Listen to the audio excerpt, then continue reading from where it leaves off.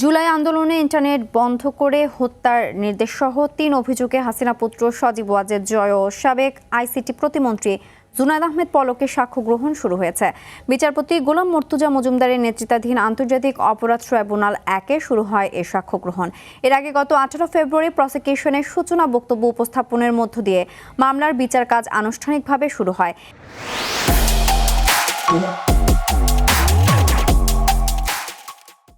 এছাড়া আওয়ামী শাসনামলে র্যাবের টিএফআই-এর গোপন বন্দিশালায় গুম নির্যাতনের অভিযোগে শেখ হাসিনা এবং সাবেক ও বর্তমান ১১ সেনা কর্মকর্তা সহ ১৭ জনের বিরুদ্ধে করা মামলাও সাক্ষ্য নেওয়ার কথা রয়েছে।